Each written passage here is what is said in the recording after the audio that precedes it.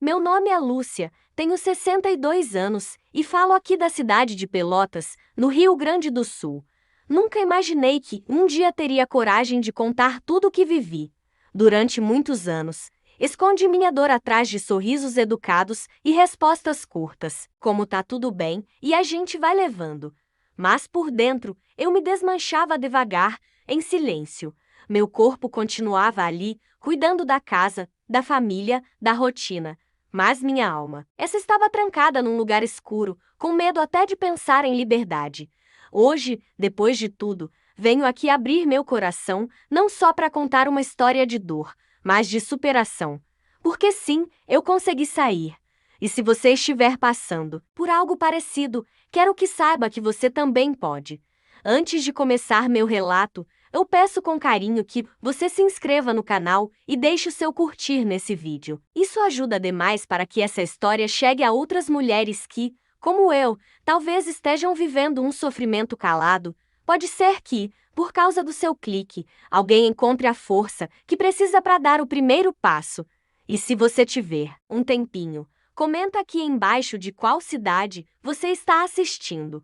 Eu adoro saber até onde essa corrente de apoio e empatia está chegando. Cada comentário é uma forma de mostrar que ninguém está sozinha e que juntas, mesmo que, de longe, a gente se fortalece. A história que vou contar não é fácil, ainda me dói lembrar. Houve momentos em que eu realmente acreditei que estava ficando louca. Ele me fazia duvidar da minha memória, do meu valor, da minha própria lucidez. Eu me sentia como um vulto dentro de casa, como se fosse errada por existir. O impacto emocional disso não tem nome fácil. É como ser empurrada para um poço fundo e escuro todos os dias, mas com um detalhe: ninguém vê. Por fora, o mundo acha que está tudo em ordem. Por dentro, você está despedaçada, tentando juntar o que sobrou de si mesma. Eu vivi assim por mais de 30 anos, mas um dia, algo inesperado aconteceu e tudo começou a mudar. Naquela noite, tudo parecia fora do lugar, como se o mundo soubesse antes de mim o que estava prestes a acontecer.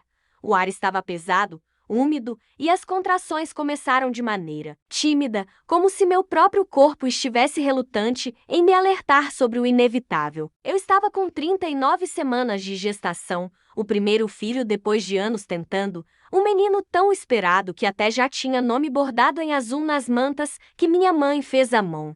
Quando a dor apertou pela terceira vez, respirei fundo e chamei meu marido. É hora, sussurrei, tentando esconder um medo na minha voz. Ele me olhou com uma expressão entediada, como se eu o tivesse interrompido no meio de algo mais importante. Sem pressa, ele calçou os sapatos, desligou a televisão e apenas disse: "Tá, vamos logo com isso." Aquela frase me cortou mais do que qualquer contração poderia. Já no carro, a dor ficou mais forte e meu coração disparava por dentro. "Acelera, por favor", pedi com a mão sobre a barriga, tentando manter a calma.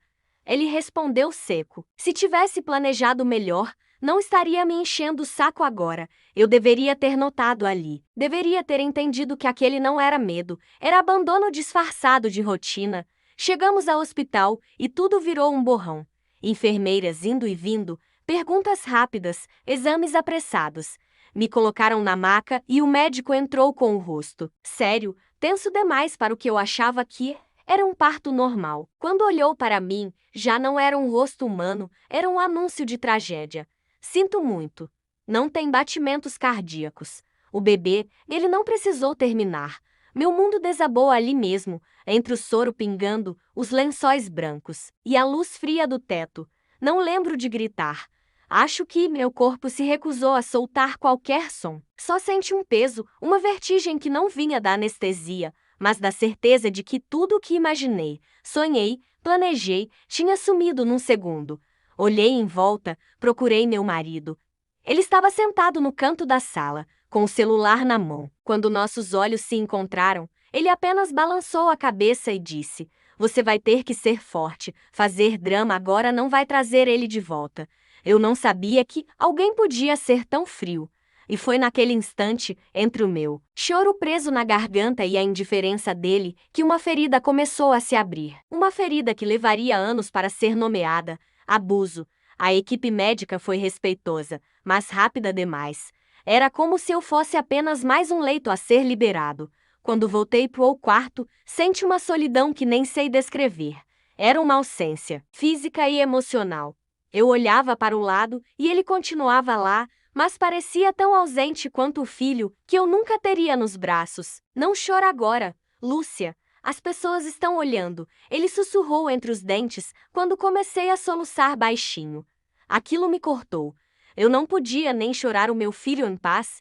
Passei aquela noite acordada, deitada de lado, com os olhos grudados na parede do quarto hospitalar. Eu repetia mentalmente tudo o que poderia ter feito diferente. Será que eu comi algo errado? Andei demais? Fiquei muito nervosa. E, em vez de me consolar, ele disse: se você tivesse feito mais repouso, talvez isso não tivesse acontecido. Naquele momento, algo dentro de mim quis gritar, reagir, mas eu estava fraca demais. Fraca de corpo, de alma, de espírito. Então me calei. E esse silêncio se tornaria um hábito. Quando voltamos para casa, ninguém nos esperava. Nenhuma faixa azul, nenhum balão, nenhum sorriso. Apenas o quarto do bebê, arrumado e silencioso. Olhei para o berço e desabei. Me ajoelhei no chão, abracei as almofadas e chorei com uma dor que rasgava. Para com isso, pelo amor de Deus, ele disse atrás de mim, já abrindo as janelas com irritação. Não vai adiantar nada esse show. Ele morreu. Acontece. Aquelas palavras se enterraram em mim como cacos de vidro. Como ele podia dizer isso? Como ele podia não sentir? Mas ainda assim, em vez de confrontá-lo, eu pedi desculpas.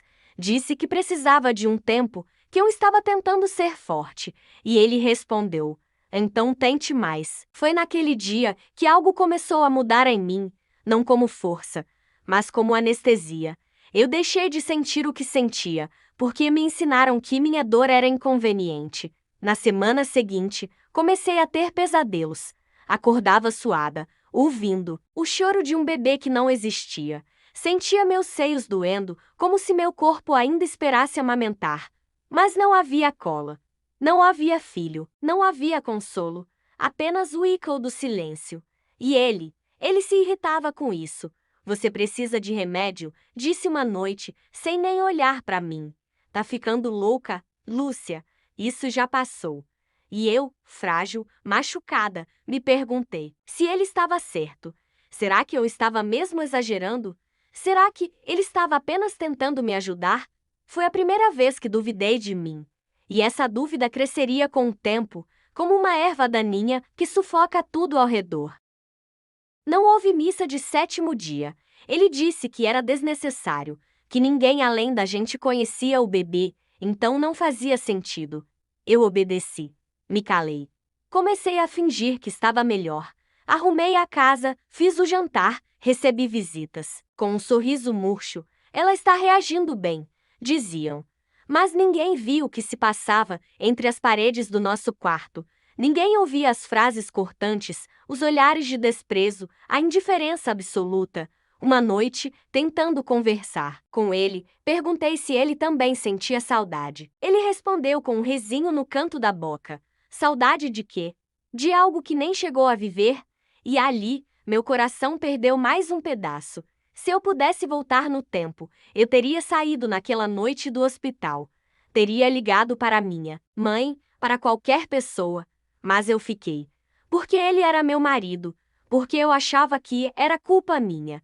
Porque ele me convenceu, com palavras frias e certeiras, de que a fragilidade era só minha.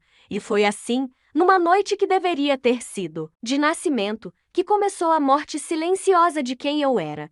Eu ainda não sabia. Mas ali, naquele hospital, não foi só meu filho que eu perdi. Foi a mim mesma. E ele, com sua frieza calculada, daria continuidade a esse luto por anos. Tudo começou naquela noite. A dor, o silêncio e a manipulação. E eu acreditei que estava ficando louca. Quando voltamos do hospital, a casa parecia maior, mais fria, como se aquele vazio dentro de mim tivesse se espalhado pelas paredes. Eu coloquei a bolsa no chão, tirei os sapatos e olhei em volta. Tudo estava exatamente como antes, mas nada era igual. O quarto do bebê estava lá, com as roupinhas lavadas e dobradas, o berço montado, os brinquedos silenciosos e limpos. A lembrança do que não seria ecoava em cada detalhe. Fiquei parada na porta, abraçando a mim mesma, como se quisesse me proteger de um vendaval invisível. Meu marido passou por mim sem dizer nada, sem sequer olhar. Foi direto para a cozinha. Abriu a geladeira, pegou uma cerveja. Sentei na beirada da cama do quarto do bebê, abracei um dos macacões azuis e deixei as lágrimas virem. Ele ouviu, claro que ouviu. Eu chorava como quem estava afundando. Mas não se aproximou. Depois de alguns minutos, gritou da sala: "Você vai ficar aí o dia todo?" Já não chorou o suficiente? Naquela hora, eu senti vergonha de estar sentindo.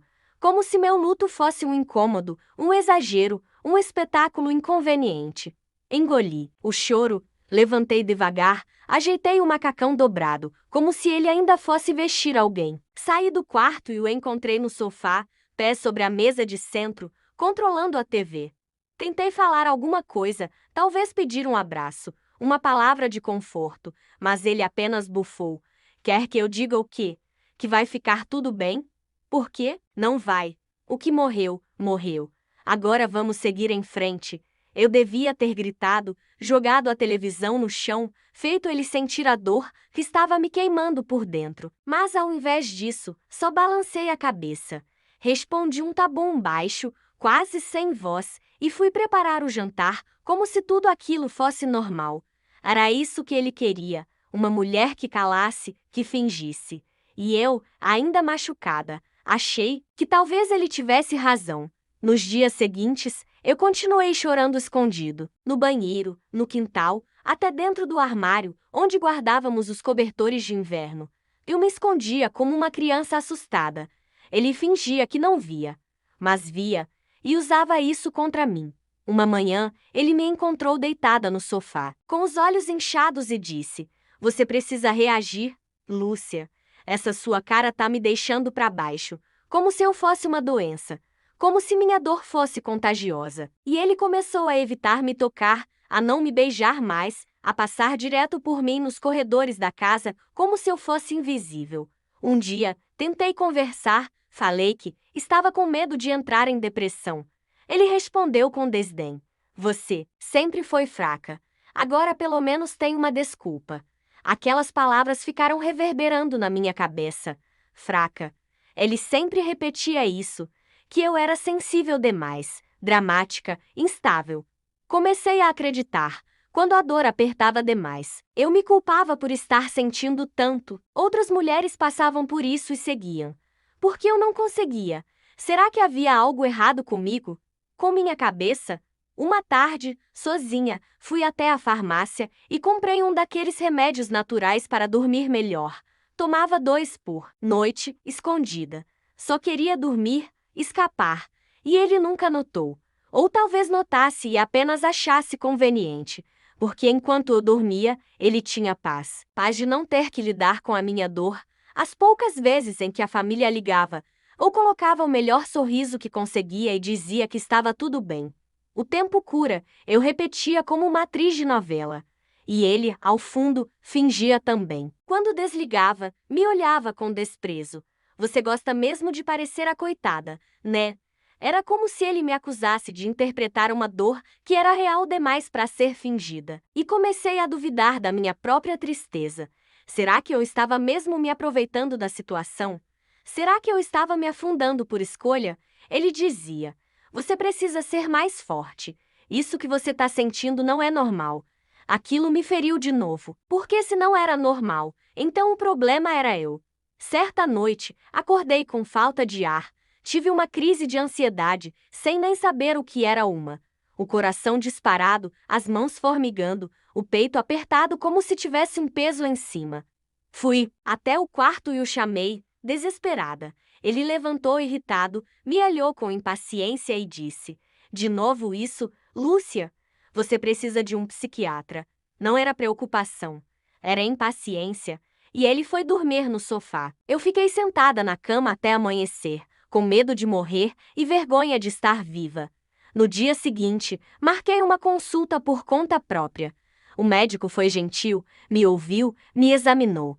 Disse que eu não tinha nenhum problema neurológico, que minha dor era emocional e que isso era absolutamente compreensível. Saí do consultório com lágrimas nos olhos.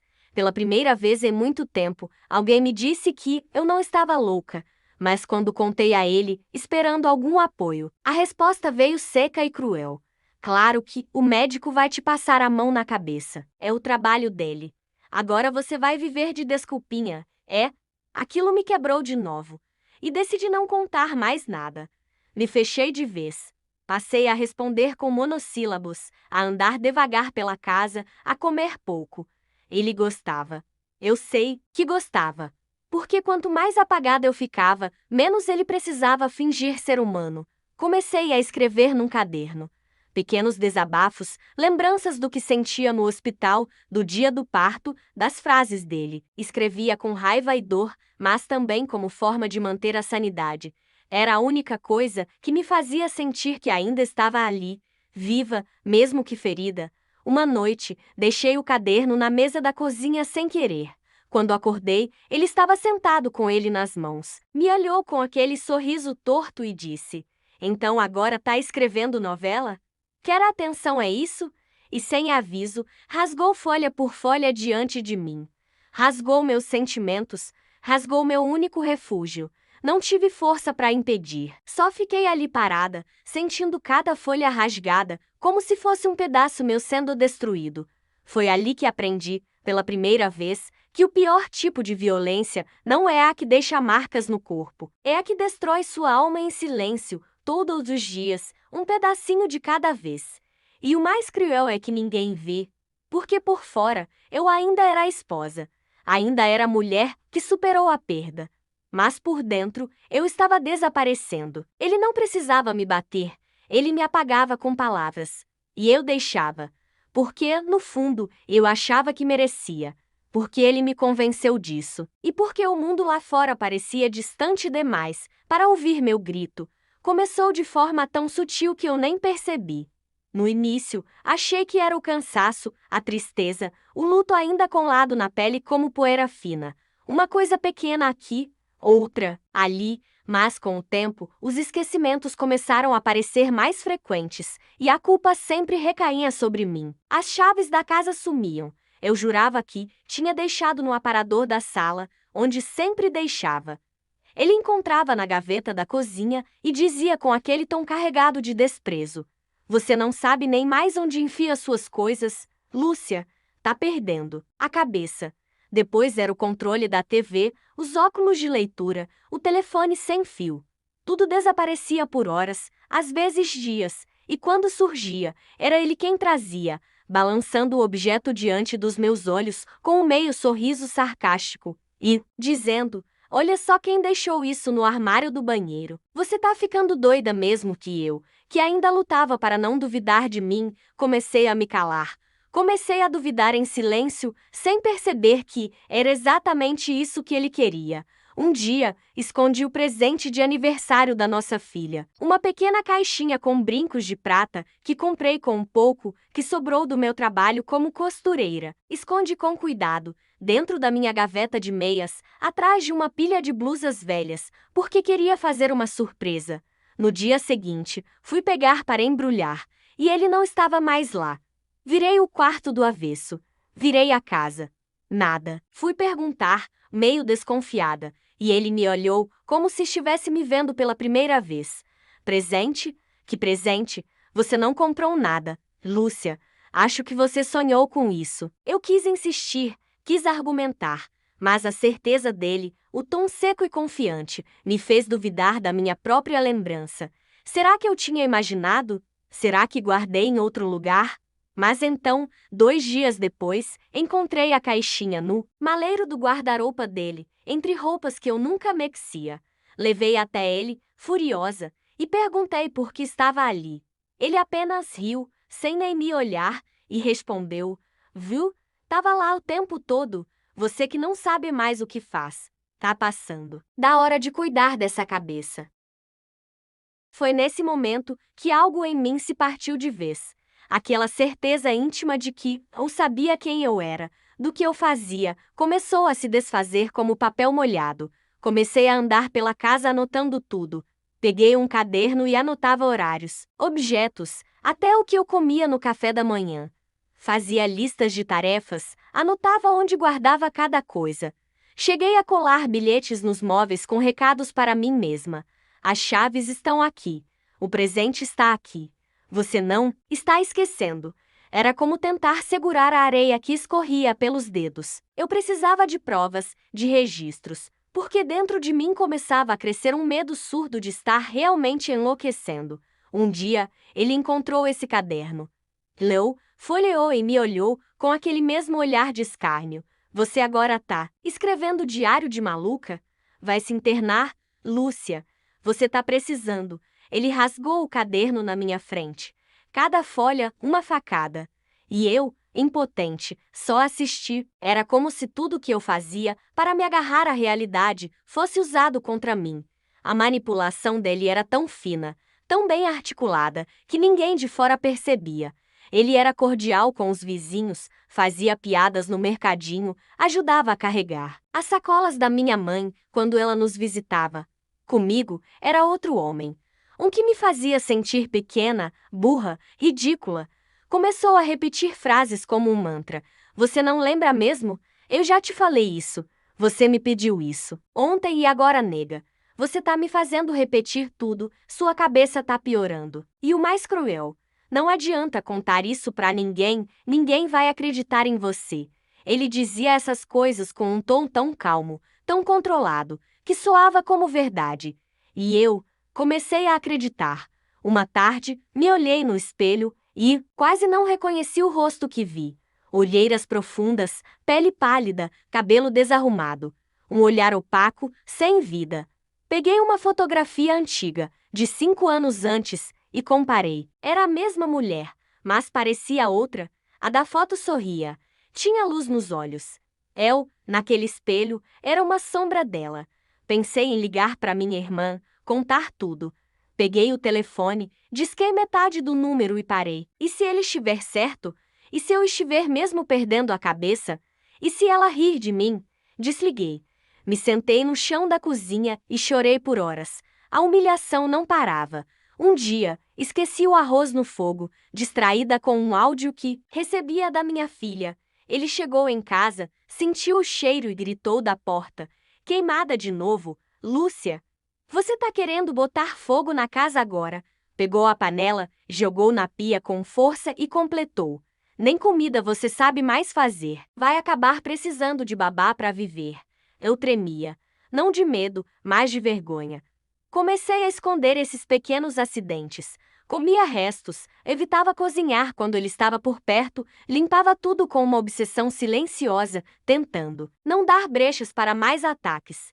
Mas bastava o mínimo erro, e lá estava ele, pronto para me lembrar do quanto eu estava confusa.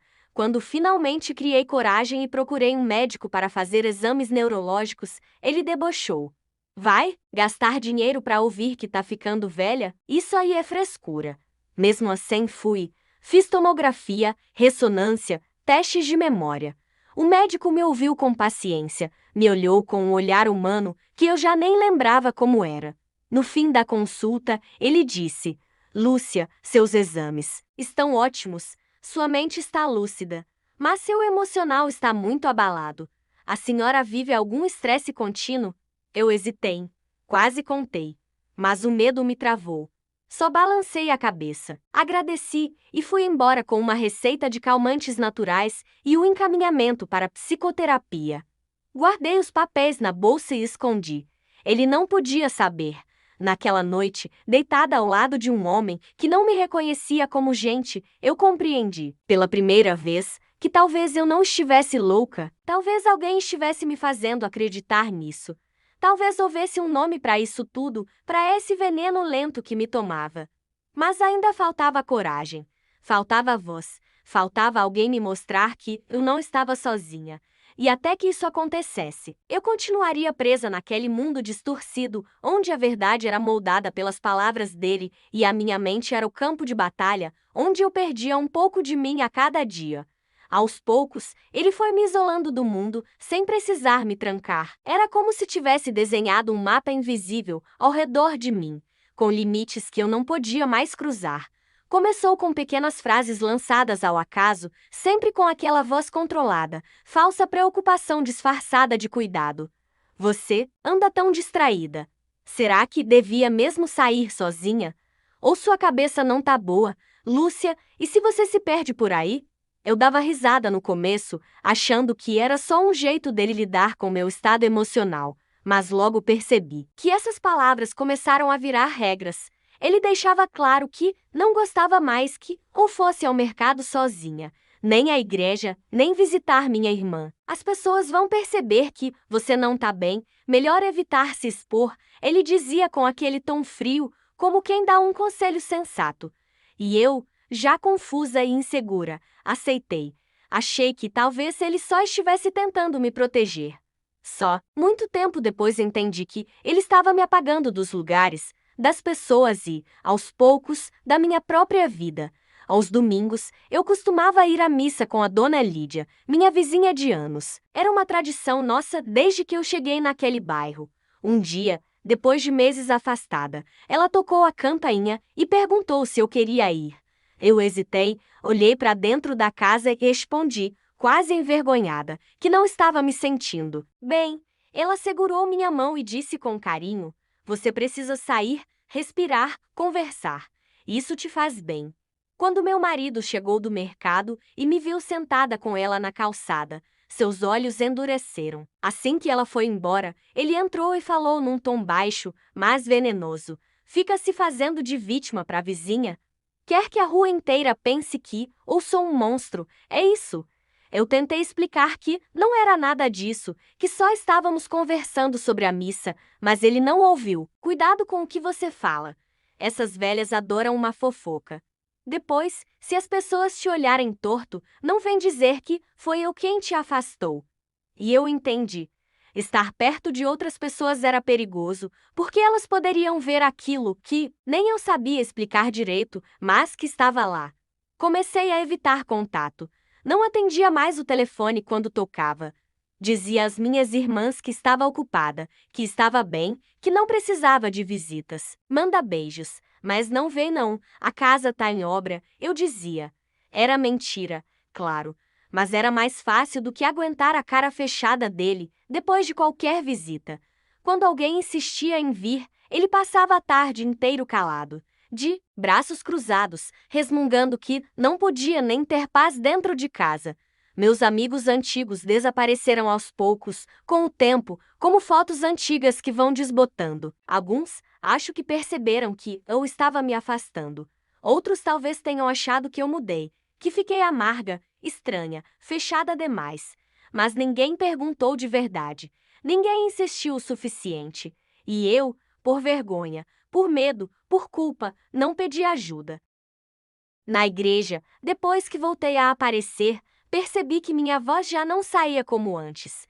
Eu, que sempre lia os salmos com firmeza e cantava no coro, agora gaguejava nas orações, esquecia palavras simples, tremia ao subir no altar. Um domingo, errando a leitura do evangelho, ouvi duas senhoras cochichando no banco de trás. "Ela anda tão desligada", disse uma. "Coitada, depois daquela perda, acho que nunca mais foi a mesma." E eu não era mesmo. Mas ninguém sabia o que me consumia além do luto. Saí da igreja com vontade de sumir. Quando cheguei em casa e contei, tentando desabafar, ele me respondeu: "Elas têm razão. E você só faz papel de ridícula indo lá desse jeito. Quer passar vergonha, Lúcia? Fica em casa, é melhor." Aquelas palavras entraram em mim como veneno. E eu me calei naquele mesmo mês. Nossa filha mais velha me chamou para tomar um café na casa dela. Era perto, só 5 quarteirões. Me arrumei devagar, coloquei um batom claro, separei um pão caseiro que tinha feito para levar. Quando ele me viu pegando a chave do portão, perguntou com desconfiança: "Vai aonde assim, toda arrumada?" Eu disse que ia ver a nossa filha. Ele bufou: "Ela nem liga mais para você, só te procura quando quer alguma coisa. E você vai lá, como uma cachorrinha." Eu gelei, quis responder, mas minhas palavras já não tinham peso naquela casa. Só disse que voltaria rápido. Durante o café, nossa filha me perguntou por que eu andava tão calada, por que não participava mais da vida da família. Quis contar, quis gritar, mas só sorri e disse que era o cansaço, a idade chegando, que andava esquecida e sem ânimo. Ela me abraçou com carinho, mas também com uma certa pena. E eu senti vergonha de estar tão pequena. Na volta para casa, andei devagar. Cada passo parecia pesar toneladas.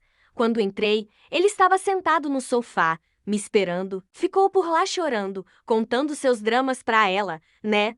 Aposto que foi se fazer de coitada. Depois não entende, porque ninguém te respeita. Respondi que só tomamos café, que nem toquei em assuntos pessoais. Ele riu e completou: claro. Porque você não consegue esconder sua cara de fracasso. E naquele instante, entendi que ele não queria apenas me calar, ele queria me apagar. Eu já não tinha mais amigos, já não tinha mais rotina. Minha própria filha, com quem eu tinha uma relação tão forte, agora era um lugar de culpa. Tudo ao meu redor era feito de muros, e todos eles foram erguidos com palavras ditas, como se fossem verdades absolutas. Naquela semana, sonhei com a minha mãe. Ela me chamava da porta da casa onde cresci, e eu corria, mas nunca conseguia alcançá-la. Acordei suando, com o coração disparado. Sentei na cama, olhei para o lado e vi ele dormindo tranquilamente, respirando fundo, como se nada no mundo pudesse tocá-lo. E ali, no escuro, com a respiração dele invadindo o quarto como um som opressor, eu entendi que o que ele fazia comigo era violência. Mas não a violência das novelas, das manchetes, dos olhos rosos. Era uma violência de silêncio, de manipulação, de controle. E talvez por isso fosse ainda mais cruel, porque ninguém via. Porque eu mesma demorei a ver. Porque tudo o que eu era estava sumindo sem deixar rastro, e ninguém, nem eu, conseguia nomear o que estava acontecendo. Foi naquele silêncio da madrugada, com o peito apertado e a alma exausta, que sussurrei pela primeira vez para mim mesma: isso não é amor. Eu não sabia ainda o nome, não tinha forças para sair. Mas naquele instante, pela primeira vez em muito tempo, eu tive certeza de que eu não estava errada por sentir. Eu não estava louca. Eu estava sendo apagada.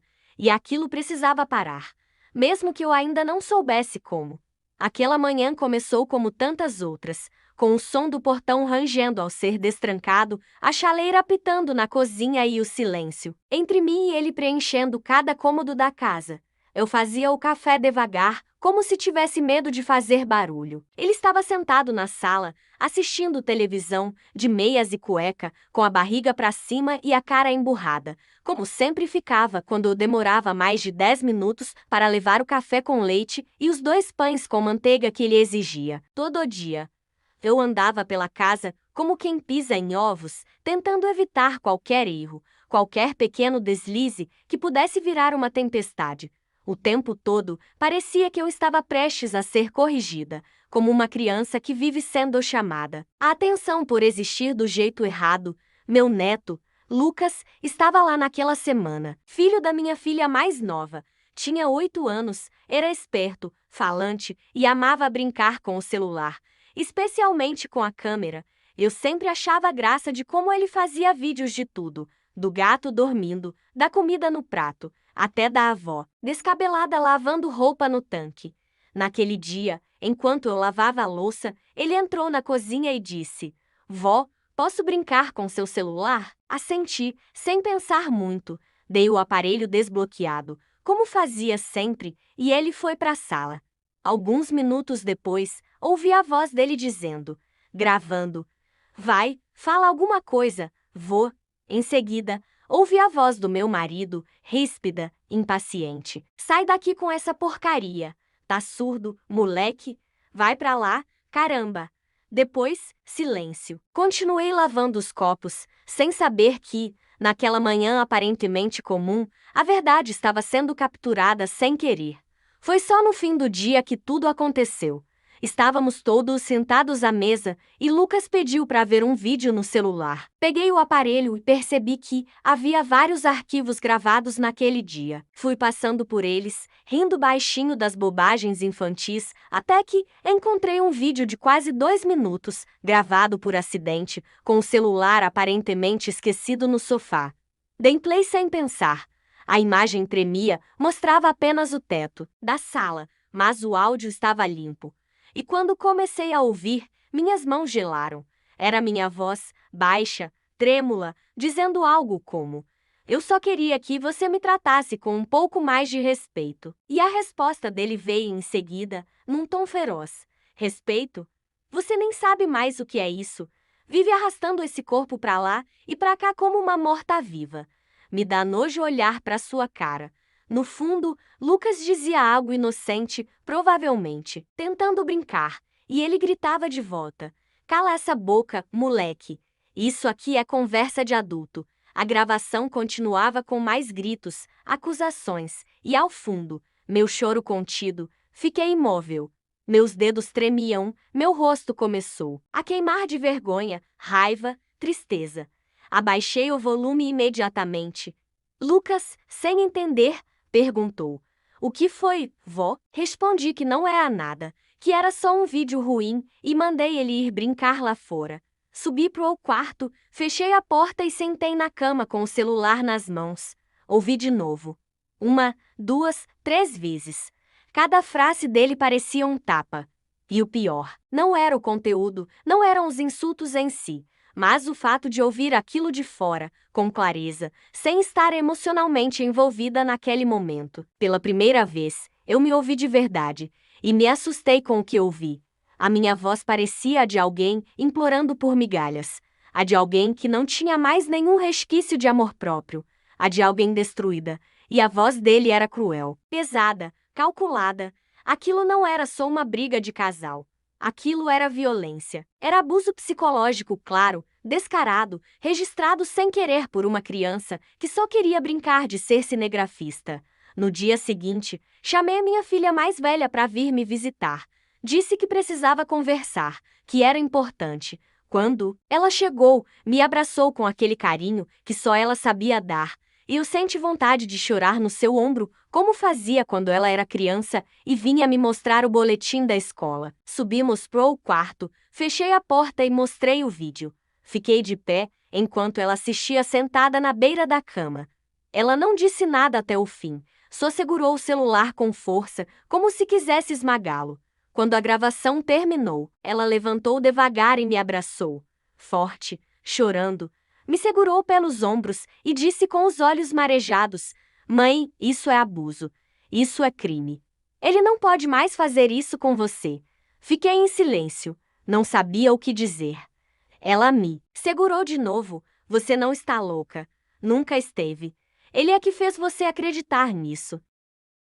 Aquelas palavras foram como um trovão na minha mente, como se alguém acendesse uma luz num quarto escuro, onde eu vivia há anos.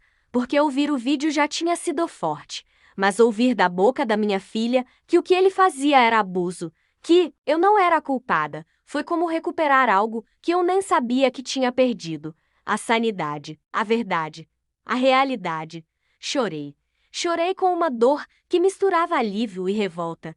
Tudo aquilo que eu havia duvidado por tanto tempo, minhas lembranças, minhas suspeitas, meus sentimentos, agora estava ali, provado, registrado, indiscutível. E pela primeira vez, eu tinha alguém do meu lado que via, que entendia, que me validava. Quando meu marido voltou para casa naquela noite, eu não disse nada, ainda não. Mas ele percebeu algo diferente no ar, me olhou com desconfiança e perguntou: "O que houve? Por que esse silêncio todo?"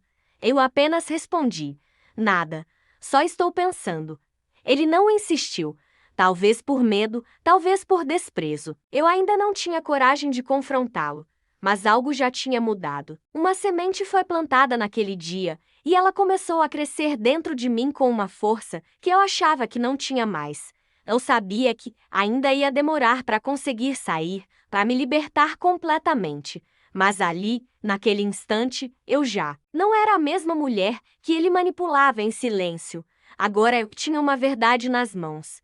E um vídeo que dizia tudo aquilo que minha boca calou por anos. Eu não estava mais sozinha. E isso, por si só, já era o começo da minha liberdade. Naquela manhã, acordei antes do sol. Sentei na beira da cama, com os pés ainda descalços no chão frio, e fiquei ali por longos minutos, sentindo o silêncio da casa, como se ele estivesse me testando, como se estivesse me perguntando. E agora, havia algo diferente dentro de mim. Era uma inquietação que queimava no peito, como se o vídeo gravado por acaso tivesse acendido uma parte esquecida da minha consciência. Eu sabia que não podia mais fingir, não depois de ouvir minha própria dor sendo registrada, e muito menos depois de ver o olhar da minha filha, misto de horror e amor, me dizendo que eu precisava fazer alguma coisa. Desci as escadas devagar, fui até a cozinha, preparei o café, como todos os dias, e ao colocar a xícara na frente dele, notei que minhas mãos não tremiam como antes. Era sutil, quase imperceptível.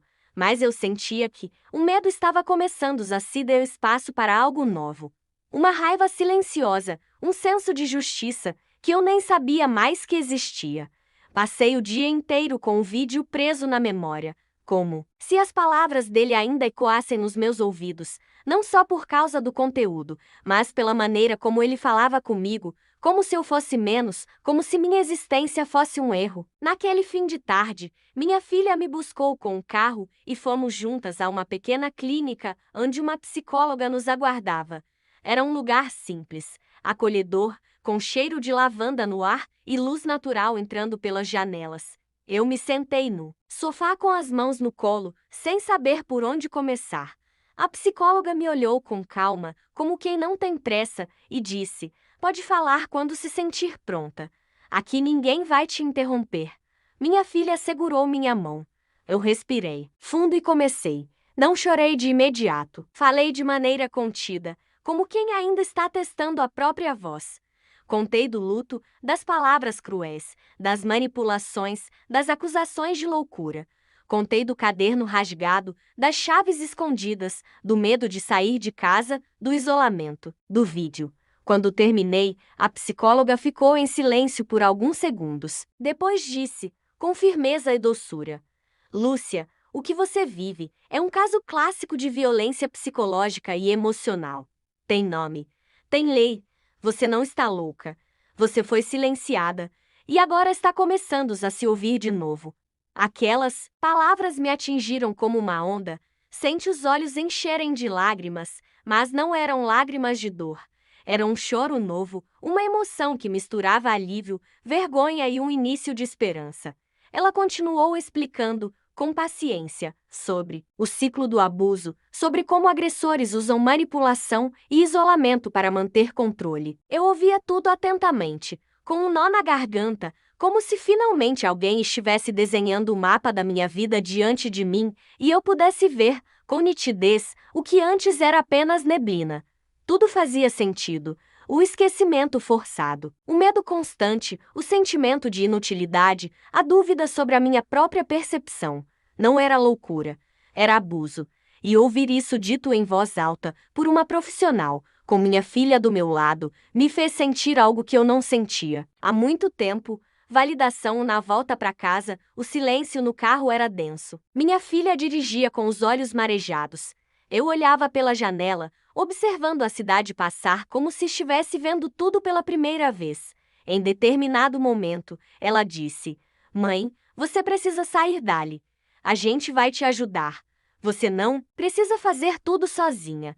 Aquilo me tocou profundamente. Por tanto tempo, eu acreditei que estava completamente sozinha, que não havia saída, que ninguém me entenderia, e agora ali estava minha filha, adulta, forte, me oferecendo a mão. Eu não sabia ainda como faria. Não tinha dinheiro guardado, não tinha plano, não tinha coragem de enfrentar o escândalo, que seria romper um casamento de mais de 30 anos. Mas pela primeira vez, eu queria sair. Eu queria me salvar. Nos dias seguintes, comecei a guardar coisas discretamente. Um documento aqui, uma peça de roupa ali, tudo escondido no fundo do armário da área de serviço. Eu já não dormia direito, mas não era mais medo, era vigília, era preparação. Ele não percebia.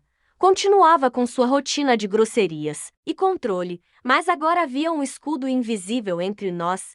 Toda vez que ele dizia algo cruel, eu repetia mentalmente: isso é abuso.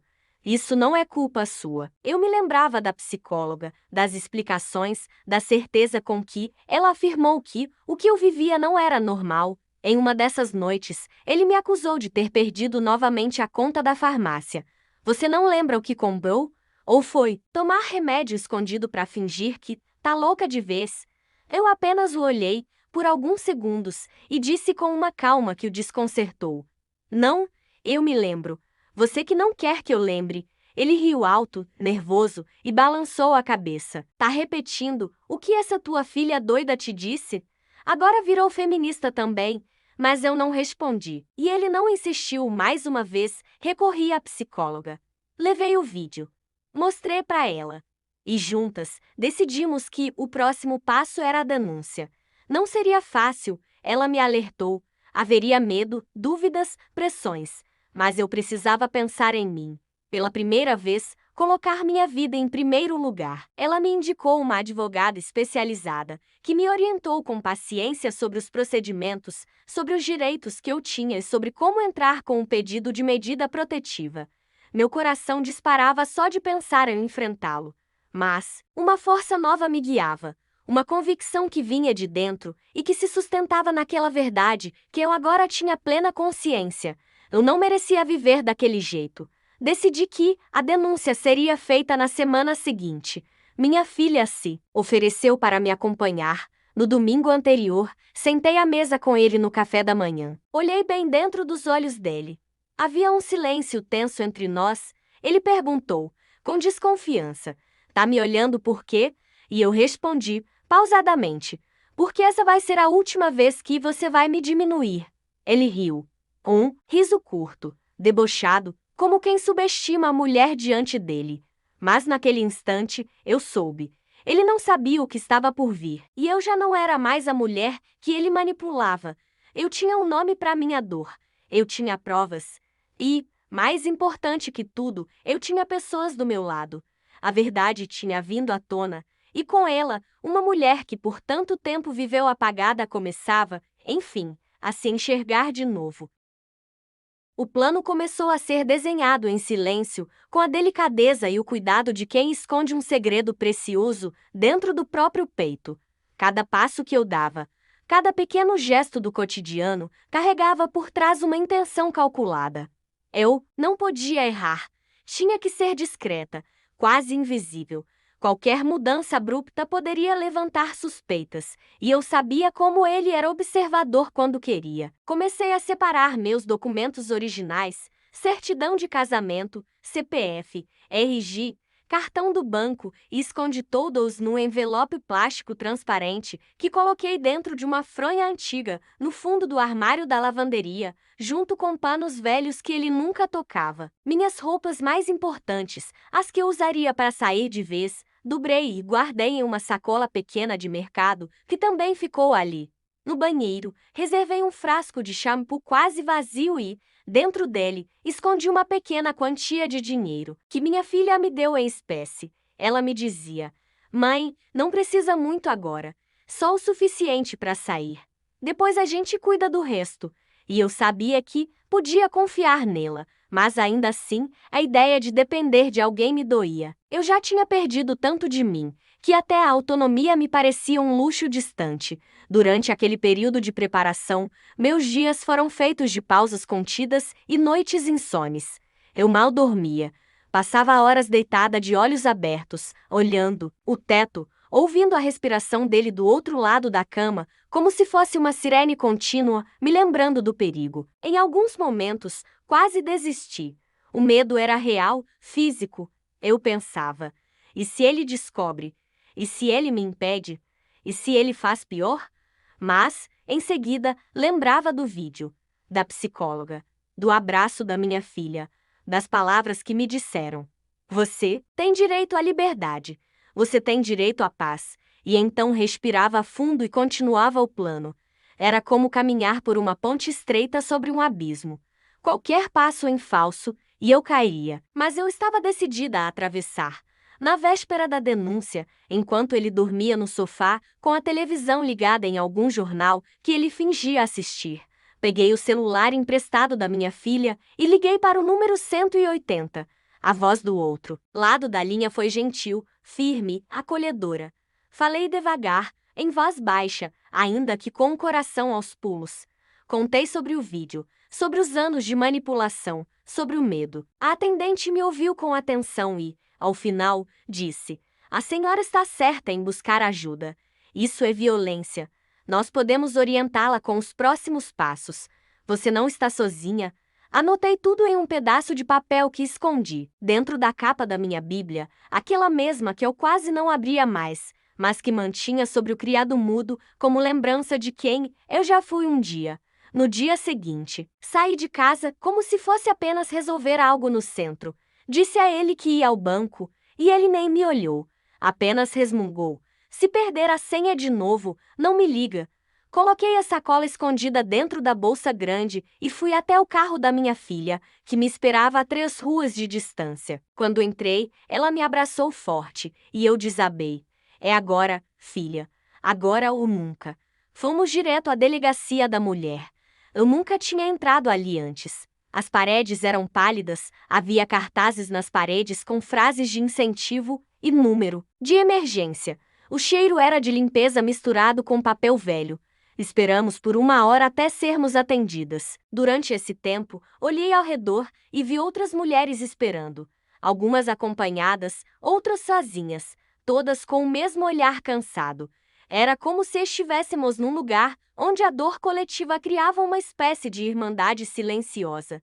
Quando finalmente fui chamada, contei tudo, do começo ao fim. O policial foi respeitoso, a escrivã me ouvia em silêncio e, vez ou outra, balançava a cabeça com um pesar que não parecia fingido. Mostrei o vídeo. Eles ouviram, anotaram. Ao final, me perguntaram se queria entrar com pedido de medida protetiva. Eu disse sim. Sem hesitar. Me entregaram uma cópia do boletim, explicaram que o juiz receberia o pedido naquele mesmo dia e que, em breve, ele seria notificado e estaria legalmente impedido de se aproximar de mim. Assinei os papéis com a mão trêmula, mas com o coração firme. Eu estava fazendo certo. Estava escolhendo a mim mesma. Pela primeira vez em décadas, voltei para casa com minha filha. Ele ainda não sabia de nada. E eu precisava sair dali, antes que soubesse. Não podia dormir outra noite, sob o mesmo teto que aquele homem. Então fui até o quarto, peguei o envelope, a sacola, o pouco que ainda restava da minha dignidade empacotada em objetos, e saí. Não deixei bilhete, não deixei explicação. Deixei só o silêncio e a ausência. Minha filha me levou direto para a casa dela. Me acolheu num quarto com cheiro de lavanda, cama limpa, travesseiros macios. Quando deitei naquela cama, senti o corpo inteiro estremecer. Chorei baixinho, como uma criança assustada. Mas naquele choro havia alívio. Alívio por estar longe. Alívio por ter saído viva. Alívio por ter, enfim, dado o primeiro passo. Na manhã seguinte, ele ligou dezenas de vezes. Deixou mensagens de voz com o tom de sempre, do desprezo à ameaça em questão de segundos. "Você vai se arrepender, Lúcia. Não pensa que pode me enfrentar assim. Eu vou acabar com sua vida. Você não é nada sem mim." Não respondi. Mostrei tudo à advogada, que anexou as mensagens ao processo. O juiz autorizou a medida protetiva em tempo recorde. Ele não poderia mais chegar a menos de 300 metros de mim, nem me ligar, nem mandar recado. Quando foi notificado, ligou para um dos nossos filhos dizendo que eu tinha surtado, que estava inventando coisas, que precisava de tratamento. Mas meus filhos já sabiam. Minha filha já tinha contado tudo, mostrado o vídeo, explicado o processo. E pela primeira vez, eles não estavam do lado dele. Estavam do meu. Naquela noite, na casa da minha filha, ela me trouxe uma xícara de chá de camomila. Cobriu minhas pernas com uma manta e disse: "Agora começa uma nova vida, mãe." E eu soube que era verdade. Aquela era a primeira noite em 35 anos que eu dormia longe dele, em segurança, com a certeza de que ele não podia me alcançar. Pela primeira vez, o medo não dividia a cama comigo. Pela primeira vez, meu corpo relaxou. E mesmo sabendo que o caminho ainda seria longo, que o recomeço seria cheio de desafios, havia algo dentro de mim que gritava em silêncio: você conseguiu, você saiu, você está viva. E isso, só isso, já era um milagre. Os primeiros dias longe dele foram uma mistura confusa de alívio e pavor. Eu acordava no quarto da minha filha com o coração disparado, como se a qualquer momento ele fosse abrir a porta e me encontrar ali, me arrastar de volta, gritar comigo, me diminuir de novo. Era como se meu corpo ainda não tivesse entendido que eu estava segura, que ele não podia mais encostar em mim. O celular era um campo minado, cada notificação me fazia gelar. As primeiras mensagens foram previsíveis. Ele dizia que tudo era exagero, que eu estava sendo manipulada, que não acreditava no que estava acontecendo. No dia seguinte, vieram os áudios agressivos, cheios de ameaças disfarçadas de sarcasmo. Vai jogar fora 35 anos por causa de uma crise? Você enlouqueceu de vez. Me acusar desse jeito? Você não sabe com quem tá mexendo, Lúcia. Eu ouvia, apagava e, com a orientação da advogada, imprimia cada um para anexar ao processo. Era como reunir provas contra um crime que ninguém viu acontecer, mas que deixou marcas por dentro. Não demorou para ele tentar me intimidar pessoalmente. 3 dias após a notificação da medida protetiva, ele apareceu na porta da casa da minha filha. Estávamos tomando café na varanda quando o carro dele parou bem em frente. Meu corpo congelou. Sente as mãos suarem e as pernas amolecerem, como se o chão tivesse desaparecido. Ele desceu do carro devagar, com aquele mesmo olhar que eu conhecia tão bem, o olhar de quem acha que ainda tem poder. Bateu palmas, não com força, mas com insistência, como quem sabe que está desafiando uma regra só para provocar. Minha filha se levantou na mesma hora e gritou da Guei: você não pode estar aqui. Já foi avisado. Ele fingiu surpresa. Riu e disse alto: eu só vim conversar. É crime agora falar com a própria esposa. Eu, que até então permanecia imóvel, criei coragem, caminhei até a porta e disse: você não é mais meu marido. E está desrespeitando uma ordem judicial. Ele arregalou os olhos, como se tivesse levado um tapa, mas logo tentou se recompor com o tom arrogante de sempre. Você acha mesmo que isso vai durar? Você acha que consegue viver sem mim? Minha filha chamou a polícia. Ele ouviu a ligação e voltou para o carro. Mas antes de entrar, se virou uma última vez e gritou: você vai pagar por isso, Lúcia? Vai pagar caro. Aquelas palavras ecoaram na rua como um aviso. Mas, por dentro, eu já não era a mesma mulher que tremia com a voz dele. Eu ainda tinha medo. Sim, mas agora o medo não me paralisava, ele me movia. Quando os policiais chegaram, expliquei a situação. Eles registraram a ocorrência e garantiram que comunicariam ao juiz da violação da medida. E eu soube, ali, que ele havia cruzado uma linha. Aquela não era mais uma guerra silenciosa entre 4 paredes. Agora havia testemunhas, documentos, provas. Agora ele era um homem exposto. Mesmo assim, os dias seguintes foram duros. A cada barulho no portão, meu corpo reagia como se fosse ele. Meu coração batia acelerado com o som de qualquer buzina. Às vezes eu sonhava que ele estava dentro do quarto, me observando dormir, dizendo que nada daquilo era real, que eu estava mesmo enlouquecendo. Acordava suando, chorando, e minha filha me encontrava sentada na cama, abraçando os joelhos como uma menina assustada. Ela me dizia com paciência: mãe, ele não pode te fazer mal aqui. Confia, ele perdeu o controle. E eu tentava acreditar, mas era difícil. 35 anos não se apagam com uma medida protetiva. A gente sai da casa, mas demora a sair da prisão mental que construíram ao nosso redor. Mesmo assim, algo começou a mudar em mim. Pequenos detalhes.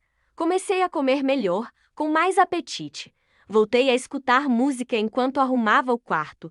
Coloquei brincos pela primeira vez em meses. Fui à feira com minha neta, andei na rua sem pressa, sem olhar para trás.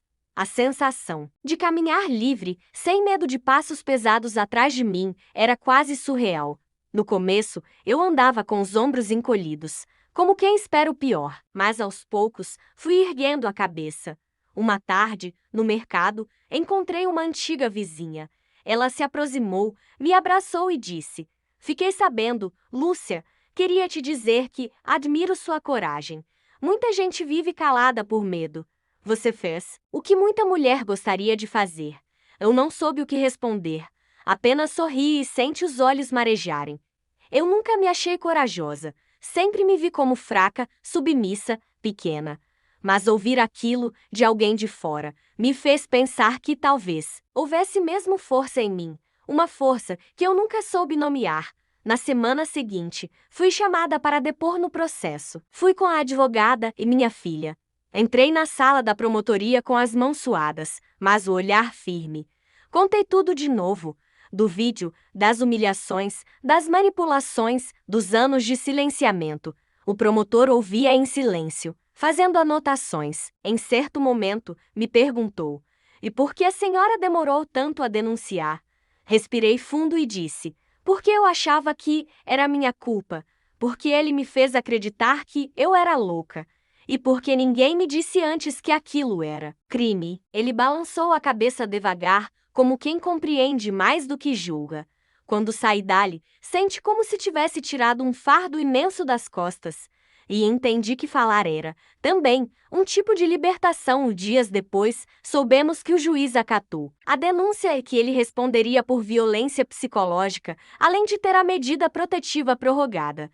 Meu filho mais novo, que no início não compreendia bem a gravidade da situação, me ligou chorando.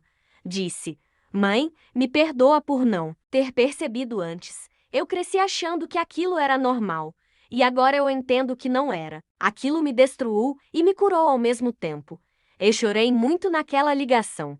Porque por mais doloroso que fosse, algo estava se rompendo o ciclo. Ele estava se desfazendo, e talvez meus filhos também pudessem recomeçar sem carregar as heranças invisíveis daquilo tudo. Eu não sei quando, exatamente, parei de ter medo dele. Talvez tenha sido no dia em que ele me viu firme diante da casa da minha filha, protegida pela lei e pelas pessoas que me amavam. Talvez tenha sido no momento em que ouvi da boca de um juiz que minha dor tinha nome, peso e consequência. Mas sei que aconteceu. E hoje, quando ouço o som do portão, não sou mais aquela mulher que se encolhia. Hoje eu levanto, respiro e lembro que eu sobrevivi, que eu resisti, e que ninguém mais vai me calar. A primeira vez que entrei no consultório da terapeuta sozinha, sem minha filha ao lado, me senti como uma criança no primeiro dia de aula. As mãos suavam, o peito pesava, e a vontade de voltar correndo era quase maior que a coragem de continuar. Mas eu fui. Me sentei no sofá bege de almofadas firmes, olhei em volta, respirei fundo e esperei. A terapeuta, uma mulher de voz tranquila e olhos compassivos, me recebeu com um sorriso que parecia dizer: "Aqui você pode ser quem é." E aquilo, depois de tantos anos escondendo minha dor, me desmontou. Falei pouco na primeira sessão, mais ouvi do que disse.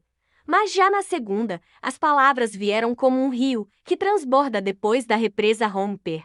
Contei do casamento, dos silêncios, dos gritos, da dúvida constante que ele plantava em mim, das vezes em que me fez sentir pequena, do momento em que comecei a desaparecer de mim mesma. Ela me ouvia com atenção, sem interromper, sem julgar, e às vezes apenas dizia: "Você tem todo o direito de sentir isso." Era como receber autorização para existir de novo. Aos poucos, fui reconstruindo meu interior como quem recolhe pedaços de um vaso que caiu do armário e quebrou em 1000 fragmentos. Havia dor, claro. Muitas memórias difíceis vinham à tona, situações que eu tinha enterrado tão fundo que achava que não doíam mais, mas que sangravam assim que eu as nomeava em voz alta. Lembranças de olhares que me anulavam, de palavras que me envergonhavam, de noites em que dormi virada para a parede desejando sumir. Em cada sessão, eu chorava um pouco, mas era um choro diferente, um choro que lavava, que curava. E com o tempo, comecei a sentir algo que não sentia há muito. Vontade de viver, de fazer coisas por mim, de me reencontrar com aquela Lúcia que existia antes de tudo isso. A terapeuta me sugeriu um exercício. escrever cartas para mim mesma, como se estivesse conversando com a mulher que fui. Escrevi 3. Em uma delas, disse: sinto muito por ter duvidado da sua força. Você não merecia o que viveu. Mas eu prometo que agora vou cuidar de você.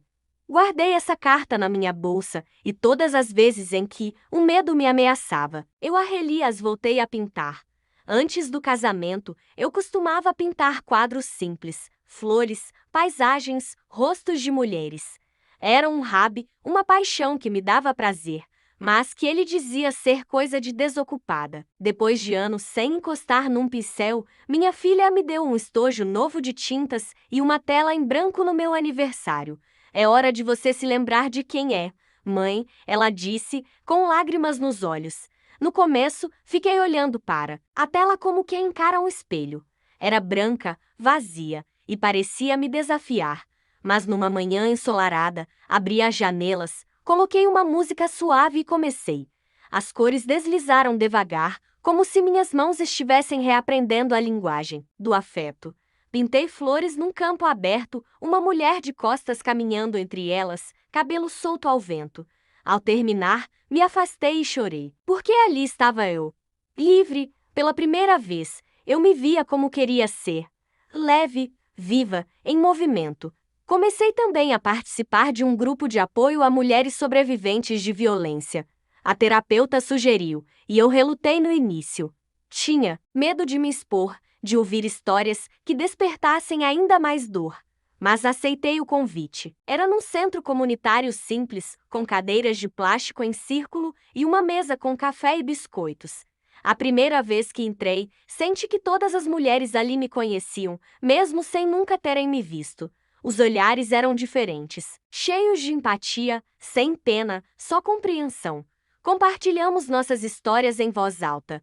E naquele espaço, cada mulher era ouvida, respeitada, abraçada com palavras. Uma delas, que havia deixado o marido após 20 anos de abusos, disse algo que nunca mais esqueci. A gente passa tanto tempo tentando ser pequena, para caber na vida dos outros, que esquece que nasceu para ocupar espaço. Aquilo me marcou profundamente, era verdade. Eu tinha me encolhido por anos, por medo, por hábito, por sobrevivência. Mas agora eu queria crescer de novo, preencher meu próprio espaço, com minhas cores, minhas vontades, minhas escolhas. Com o tempo, comecei a retomar pequenos rituais que haviam sumido da minha rotina. Fui ao salão e cortei o cabelo. Levei horas escolhendo o corte, sentada na cadeira com a capa cobrindo os ombros, observando cada fio caindo, como se estivesse me desfazendo de uma versão antiga de mim. Saí de lá com o rosto mais leve, e quando me vi no espelho da vitrine, quase não me reconheci no bom sentido. Comecei a cozinhar por prazer e não por obrigação. Fiz bolos, pães, receitas antigas que minha mãe me ensinava quando eu era menina. Reuni meus filhos para um almoço e, pela primeira vez em muitos anos, rimos juntos, sem a sombra do medo na sala. Meu neto me trouxe um desenho com o título Minha avó é uma heroína e eu chorei escondido no banheiro, porque ele não fazia ideia do quanto aquelas palavras curavam aos domingos. Voltei à igreja. Entrei tímida, me sentando nos fundos. Nas primeiras vezes, evitei os olhares conhecidos, mas logo começaram a vir até mim com abraços, palavras de apoio. Uma senhora me disse: rezo por você toda semana. Você é muito corajosa. E eu respondi com um sorriso sincero: não sou corajosa. Só não quero mais viver comigo. Voltei a cantar baixinho durante as missas. Não no coro, ainda, não, mas minha voz começou a voltar. E cada vez que eu soltava uma nota, sentia um pedaço da minha alma se remendar. Entendi, aos poucos, que a liberdade não chega de uma vez.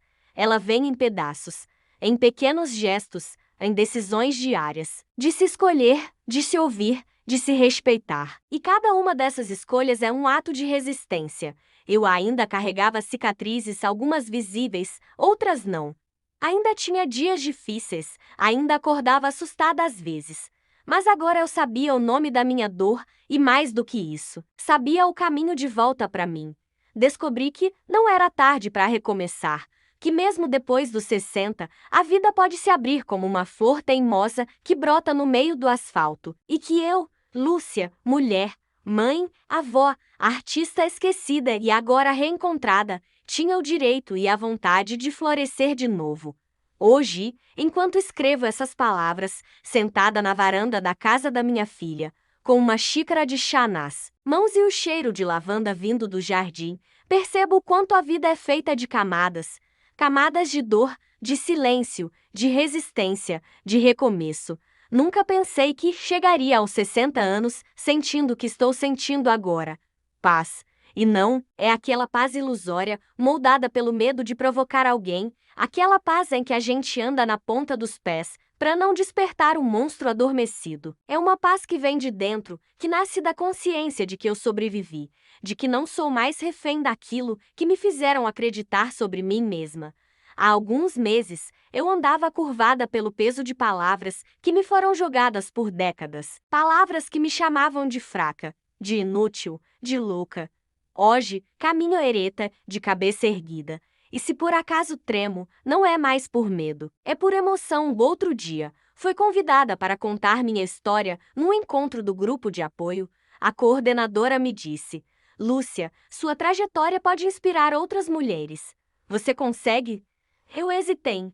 A velha Lúcia, aquela que tinha vergonha até de sua própria voz, ainda tentou me convencer a recuar, mas a nova Lúcia, essa que renasceu das cinzas de si mesma, respirou fundo e disse: Sim, eu consigo. Na noite do encontro, me vesti com calma. Coloquei uma blusa, que eu mesma pintei com aquarela, colei um par de brincos discretos e passei um batom cor de vinho, que minha neta disse que combinava com meu sorriso.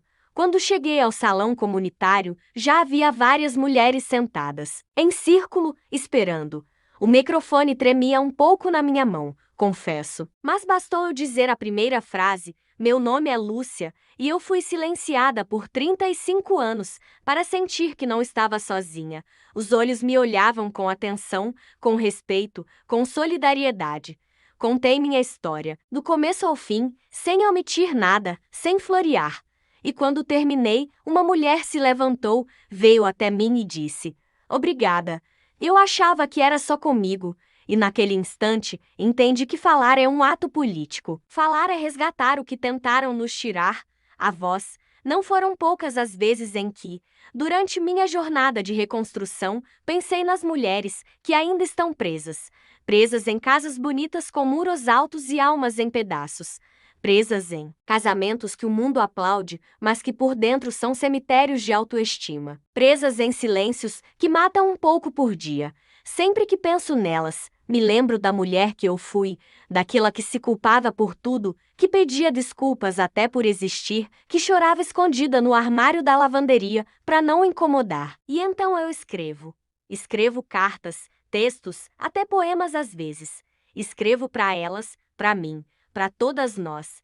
Um dos textos que escrevi começa assim: não é loucura, é abuso. E existe vida depois da dor. Compartilhei esse texto em uma roda de leitura e, para minha surpresa, ele se espalhou. Chegou a outras cidades. Outras mulheres me escreveram. Uma delas dizia: li seu texto e criei coragem para sair. Obrigada por me lembrar que eu existo. E eu chorei por horas depois de ler aquilo. Porque, no fundo, era tudo o que eu queria, transformar minha dor em ponte e não em muro. Com o tempo, fui percebendo que minha história, embora dolorosa, não era só sobre sofrimento, era sobre resistência. Sobre como uma mulher aparentemente comum pode carregar dentro de si uma força ancestral. Uma força que nenhuma palavra cruel consegue apagar. Uma força que resiste mesmo quando tudo em volta parece pedir desistência. Comecei a visitar escolas da região, junto com uma assistente social que me convidou para participar de um projeto com mulheres mais velhas. Falamos sobre envelhecer com dignidade, sobre recomeçar depois dos 50, sobre sair de relações abusivas. Em uma dessas visitas, uma senhora de 72 anos me disse: minha filha, você falou o que eu nunca tive coragem de dizer nem para mim mesma. Eu abracei aquela mulher como se estivesse abraçando meu passado. E prometi para ela, e para mim, que continuaria hoje, quando olho para trás, não me envergonho do tempo que levei para sair. Não me culpo pelos anos que passei calada. Cada mulher tem seu próprio tempo. seu próprio ritmo de ruptura. O que importa é que, quando chegou a hora, eu disse não. Eu fui embora, eu escolhi viver. E viver, para mim, hoje, é um ato de amor. Amor por mim mesma, por quem eu fui, por quem ainda estou me tornando. Minha filha me diz que sou inspiração. Meu neto me chama de avó valente. E eu sorrio, com humildade, mas com a firmeza de quem sabe o que enfrentou.